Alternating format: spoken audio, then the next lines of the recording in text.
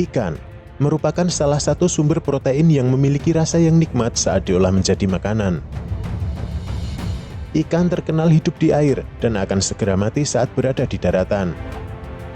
Namun di berbagai belahan dunia, ternyata ada ikan yang memiliki kemampuan untuk hidup di darat tanpa adanya air. Inilah 5 ikan yang ternyata bisa hidup meski tidak ada air. Ikan betok. Ikan betok merupakan ikan air tawar dan payau yang memakan segalanya. Saat kecil, ikan ini memakan plankton, lumut, enceng gondok, dan gulma. Ikan ini terkenal dengan kemampuannya hidup di luar air dalam waktu yang lama. Selain itu, ikan ini juga memiliki kemampuan untuk berjalan di darat menggunakan penutup insangnya. Saat air mulai surut atau kondisi buruk, ikan ini meloncat ke daratan, lalu meregangkan penutup insangnya yang keras dan tajam untuk berjalan. Ikan ini hidup di daerah rawa, sungai, sawah, parit, dan kolam dengan saluran air terbuka. Dalam keadaan normal, ikan ini bernafas di dalam air menggunakan insang. Namun saat di luar air, ikan ini memiliki kemampuan mengambil udara dari luar. Kemampuan itu didapat berkat organ labirin di kepalanya yang memungkinkan bisa bertahan di darat dengan waktu yang cukup lama.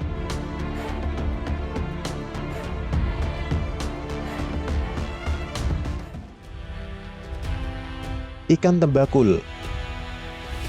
Saat air surut, kehidupan lumpur di hutan bakau akan menampakkan wujudnya kepada kita. Banyak binatang kecil yang bergerak ke permukaan untuk mencari makanan.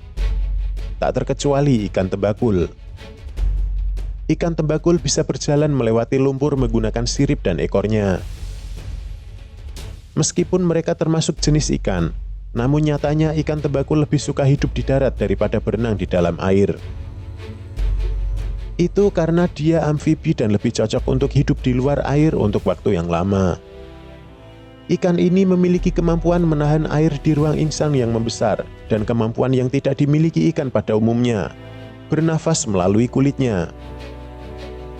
Hal itu membuat ikan tembakul menghabiskan 90% hidupnya di darat.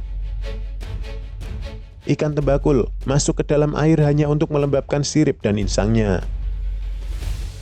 Seperti yang kita tahu, kehidupan di daerah pasang surut air menjadikan kondisi yang mereka tinggali selalu berubah-ubah.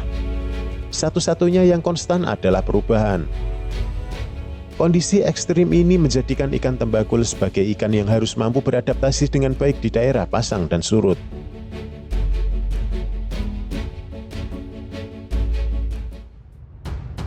Snakehead. Snakehead adalah jenis ikan yang invasif dan mereka bisa memakan semua binatang kecil yang mereka jumpai. Ikan gabus pertama kali muncul di Amerika pada tahun 2002 dan menghebohkan Menteri Dalam Negeri terkait bahaya yang ditimbulkan.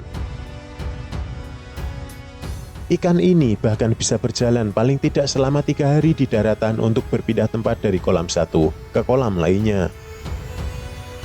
Ikan ini akan berpindah dari kolam satu ke kolam lainnya jika kondisinya buruk, agar mereka menemukan tempat tinggal yang lebih baik. Mereka juga bereproduksi dengan cepat dan memiliki gigi yang tajam. Kemampuan lain dari ikan ini adalah mereka mampu melakukan hibernasi bila kondisi air mengering. Saat air mulai surut, mereka akan merangsek masuk ke dalam lumpur untuk menjaga kelembapan insangnya. Selama insangnya tetap lembab, ikan ini akan melakukan hibernasi hingga 6 bulan. National Geographic menjuluki ikan ini sebagai Fishzilla karena kemampuan mereka yang mengerikan. Sementara beberapa film horor seperti Frankenfish atau Snakehead Terror terinspirasi dari ikan ini. Dari fakta-fakta menyeramkan tadi, nyatanya dalam 2 dekade terakhir, kengerian ikan gabus belum juga terjadi. Dan tidak seperti di dalam film, ikan ini tidak mengejar manusia. Bahkan saat mereka berjalan di darat, gerakan mereka cenderung tidak efisien seperti gerakan ular. Meskipun begitu, snakehead mampu hidup di kondisi air yang buruk, termasuk oksigen yang sangat rendah.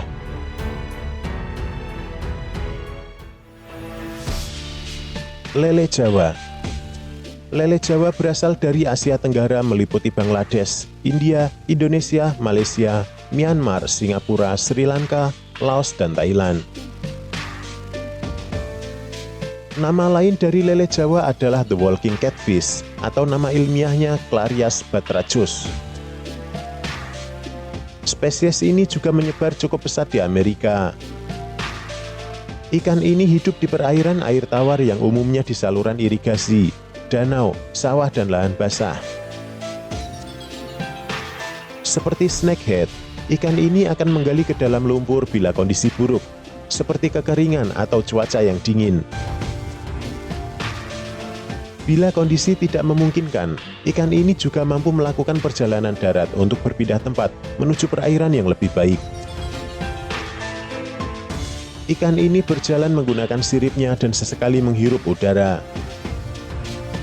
Lele Jawa adalah ikan yang pertama kali dipastikan bisa mencium melalui udara. Ikan ini mampu bertahan beberapa hari di darat, asalkan kulitnya yang tak bersisik tetap basah. Banyak yang mengatakan bahwa ikan lele Jawa termasuk ikan invasif, namun perlu diperiksa lebih lanjut kebenarannya.